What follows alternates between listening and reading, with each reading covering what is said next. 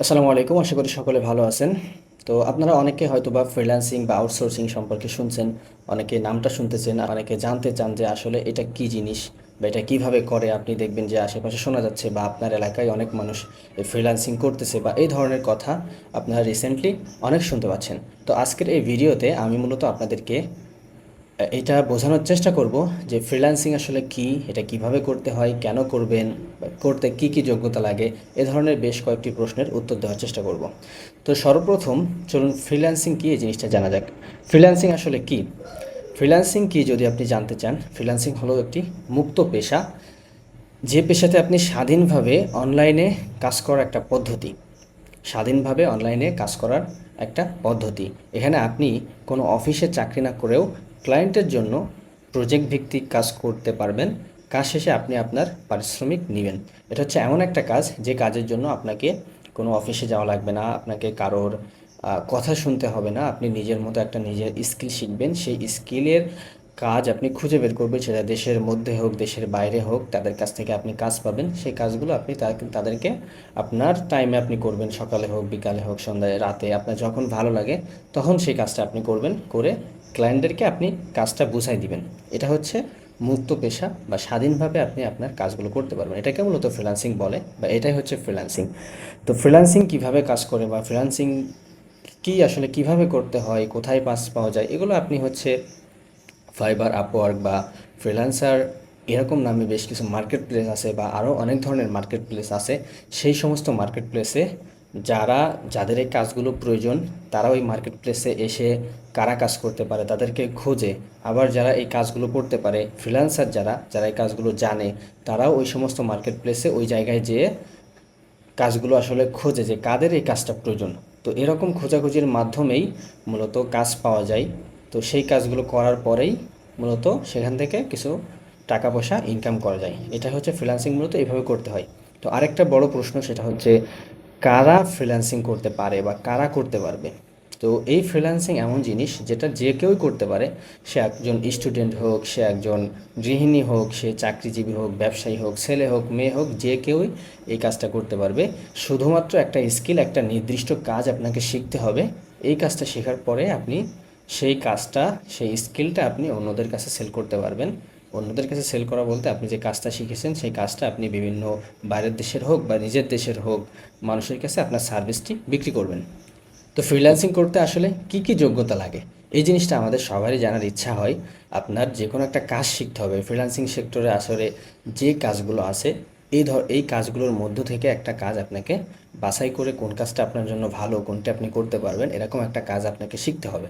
তো এই সেক্টরে কাজ আছে, যেমন ধরেন digital marketing, graphic design, web development, video editing, content marketing, content writing ইত্যাদি আরও কয়েক ধরনের কাজ আছে। যে কোনো এক ধরনের কাজ আপনাকে সিলেক্ট করতে হবে, করার পরে সেই কাজটা ভালো করে প্রপারলি শিখে তারপরে এই সার্ভিসগুলো আপনি মানুষকে দিতে পারবেন। তো এর সাথে আরেকটা ইম্পর্ট্যান্ট বিষয় যে স্কিলটা সবার প্রয়োজন হয়, যে ইংলিশে কথা বলা বা ইংলিশে বেসিক যোগাযোগ করার ক্ষমতা থাকতে হবে, বা ইংলিশটা বোঝার একটা জ্ঞান আপনাকে থাকতে হবে। যদি ইংলিশটা আপনি আসলে না জানেন বা ভালো না বোঝেন, তাহলে কিন্তু বাইরের দেশের ক্লায়েন্টের কাজ আপনি ওইভাবে করতে পারবেন না। হয়তোবা বাংলাদেশের কিছু ক্লায়েন্টের কাজ টুকটাক করতে পারবেন, কিন্তু মেন যে কাজ বাইরের দেশের মানুষদের সাথে, বাইরের দেশের কোম্পানির সাথে কাজ করার, সেই কাজটা আপনার জন্য কঠিন হয়ে যাবে। তো এই জন্য চেষ্টা করতে হবে ইংলিশ, যদি যারা একটু ভালো জানে তারা এই সেক্টরে অনেক ভালো করতে পারবে। ইংলিশ না জানলেও ইংলিশ শেখার চেষ্টা করতে হবে, কাজ শেখার পাশাপাশি ইংলিশ শেখার চেষ্টা করতে হবে। ইংলিশে কীভাবে কথা বলা যায়, ইংলিশ কেউ যদি কথা বলে সেটা যেন আপনি বুঝতে পারেন, এই ধরনের চেষ্টা করতে পারলে এই ইংলিশের যোগ্যতা যার থাকবে সে আসলে এই সেক্টরে সবচেয়ে বেশি ভালো করতে পারবে। তো আরেকটা প্রশ্ন, ফ্রিল্যান্সিং শিখে আসলে কি লাভ? তো ফ্রিল্যান্সিং শিখলে এখানে আসলে সবচেয়ে বড় লাভ যেটা, সেটা হচ্ছে আপনি আপনার ইচ্ছা মতো, আপনি আপনার স্বাধীন অনুযায়ী, স্বাধীন সময় অনুযায়ী আপনি নিজের বাসায় বসে বা যে কোনো জায়গায় বসে আপনি যে কোনো একটি ল্যাপটপ বা কম্পিউটার দিয়ে আপনি কাজটা করতে পারতেছেন। কোনো অফিস করা লাগতেছে না, কারোর কথা শোনা লাগতেছে না, আপনার কেউ বস থাকতেছে না। কোনো একটা কাজ আপনি মন চাইলে করতে পারেন, আপনি মন চাইলে না আপনি কোনো কাজ করলেন না। এটা হচ্ছে আপনার স্বাধীন ইচ্ছার উপর থাকবে। এটা হচ্ছে সবচেয়ে বেশি লাভ এবং দেশের বাইরে থেকে আপনি ইনকাম করতে পারবেন। দেশের মধ্যে থেকে আমরা যখন ইনকাম করি তখন কোনো একটা চাকরির বেতন যদি 5,000, 10,000, 15,000 হয়, এটা আমাদের কাছে মনে হয় যে অনেক বেশি। 20,000, 30,000 থাকলে মনে হয় যে সে অনেক টাকা ইনকাম করে। কিন্তু দেশের বাইরে যারা থাকে, যদি সেই সমস্ত দেশে 50,000, 1,00,000 টাকা এটা হচ্ছে সর্বনিম্ন বেতন। তার উপরে 1.5 লাখ, 2 লাখ, 3 লাখ টাকাও, 4 লাখ টাকাও সে দেশের মানুষের বেতন হয়। তো দেশের বাইরে কাজ করলে সেখান থেকে অল্প টাকা পাইলেও আমাদের কাছে 20,000, 50,000, 1,00,000 টাকা অনেক বেশি। স্বাধীনভাবে আপনি জীবনযাপন করতে পারবেন, অফিসে না গিয়ে বাসা থেকে বসে আয় করতে পারতেছেন। ভবিষ্যতে নিজের একটা এজেন্সি, নিজের একটা কোম্পানি বা স্টার্ট আপ আপনি তৈরি করতে পারবেন বাসায় বসেই।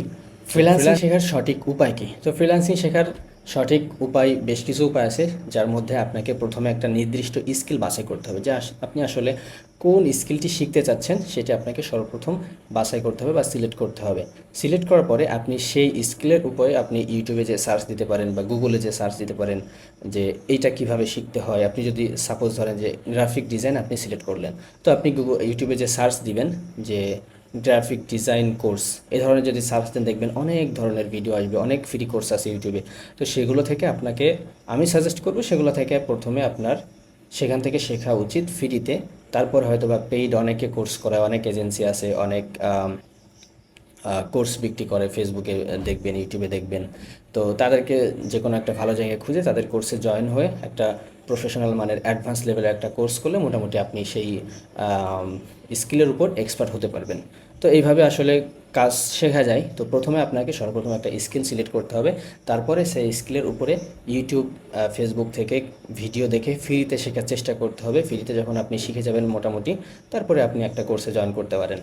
শেখার পর আপনি আসলে কাজ পাবেন কিনা, মার্কেট প্লেসে হোক বা মার্কেট প্লেসের বাইরে হোক, শেখার পর কাজ পাবেন কিনা, এটা হচ্ছে একটা বড় বিষয়। তো যদি কোনো মানুষ একটা কাজ ভালো করে শেখে, একটা স্কিলে যদি এক্সপার্ট হতে পারে, কিছু কাজ পাওয়ার একটা নির্দিষ্ট উপায় আছে, এগুলো যদি ফলো করা হয়, এগুলো যদি লেগে থাকা হয়, তাহলে কাজ পাওয়া অবশ্যই সম্ভব। তবে অবশ্যই চেষ্টা করতে হবে এবং ধৈর্য রাখতে হবে। এটা হচ্ছে ফ্রিল্যান্সিং কাজটা হচ্ছে ধৈর্য ধরে কাজ করার একটা জিনিস। এখানে আপনাকে লেগে থাকতে হবে 2 মাস, 6 মাস, 1 বছর, 2 বছর, 4 বছর আপনাকে লেগে থাকতে হবে। আপনি এটা প্রথম অবস্থাতে একটা কাজের পাশাপাশি শুরু করতে পারেন। তো আপনাকে এই জিনিসটাতে লেগে থাকতে হবে। লেগে থাকলে আপনি ফ্রিল্যান্সিংয়ে ভালো কিছু করতে পারবেন এবং একটা কাজে এক্সপার্ট হলে আপনি অবশ্যই সেই কাজটাতে কাজ খুঁজে পাবেন, যদি আপনি সেখানে এক্সপার্ট হতে পারেন। তো আরেকটা বড় প্রশ্ন যেটা সবার মনে আসে, সেটা হচ্ছে এখানে আসলে কত টাকা ইনকাম করা যেতে পারে।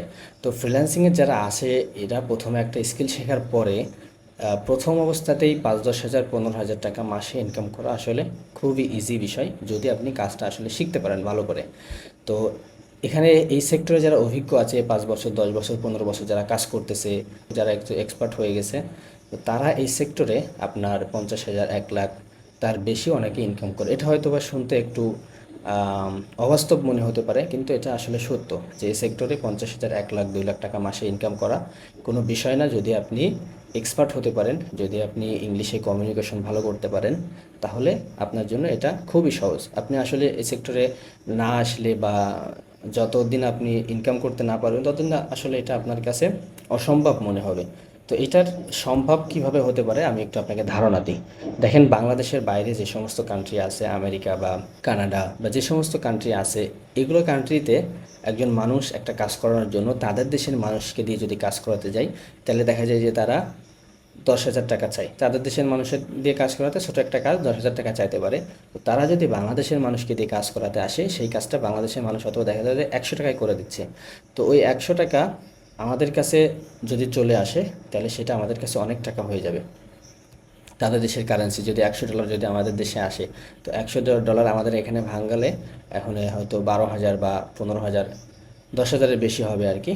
তো এই জন্য বাইরের দেশের মানুষরা অল্প টাকায় কাজটা করায় নেওয়ার জন্য আমাদের মতো ফ্রিল্যান্সার যারা আছে, অন্যান্য বাংলাদেশ, ইন্ডিয়া, পাকিস্তান, এই সমস্ত দেশে যেটা থাকে তাদেরকে দিয়ে করায়।